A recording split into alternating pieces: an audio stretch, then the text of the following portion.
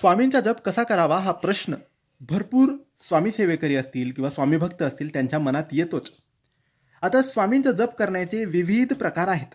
प्रामुख्याने जो प्रकार पाळला जातो आणि जो मुख्य आहे आणि जो अनुभव सिद्ध आहेत, जो आपल्या भावना स्वामींपर्यंत पोहोचवतो, तो म्हणजे जपमाळ. हो मित्रांनो, माळेने स्वामींचा जप करणे. परंतु माळ हा एकमेव पर्याय नाही. स्वामींचा जप हाच एकमेव पर्याय आहे. मग तो जप तुम्ही कसा करता याला महत्त्व नाही, फक्त तुम्ही जप करता आहेत याला महत्त्व आहे. तुम्ही जप किती करत आहेत याला सुद्धा महत्त्व नाही. तुम्ही किती वेळ तो जप करत आहेत याला सुद्धा महत्त्व नाही. तुम्ही कोणत्या मनाने, विश्वासाने, श्रद्धेने, परिपूर्ण मनाने करत आहात याला महत्त्व आहे. आता तुमच्याकडे जपमाळ असेल तर तुम्ही 1 माळ केलं तरी पुरे आहे.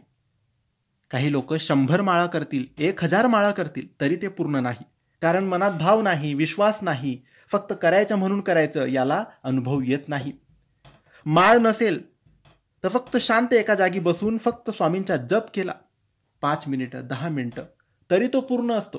नाहीतर वर्ष जप केला तरी तो पूर्ण नसतो. म्हणून मनात एक भाव हवा, एक श्रद्धा हवी, स्वामीमय जीवन हवं. आता हे कसं होईल? तर हे होईल आपल्या मनातून इच्छा, लोभ काढून टाका. तुमचं मागणं हे काढून टाका. परब्रह्म, परमज्ञानी आहेत स्वामी, त्यांना सगळं माहीत आहे की तुम्हाला काय हवं आहे, काय नको. आणि वेळ आली, योग्य वेळ आली की स्वामी आपल्याला भरभरून सगळं काही देतात. फक्त ती योग्य वेळ येण्याची वाट आपण बघायला पाहिजे. आणि तोपर्यंत आपण फक्त एक काम करू शकतो, तो म्हणजे स्वामींचा जप. स्वामींचा जप करायची सोपी सरळ पद्धत आहे. जप माळ घेऊन तुम्ही जप करू शकतात. किंवा माळ नसेल तर तुम्ही चालताना, काम करताना, उठताना, बसताना, झोपताना सुद्धा फक्त श्री स्वामी समर्थ, श्री स्वामी समर्थ हा जप करू शकतात.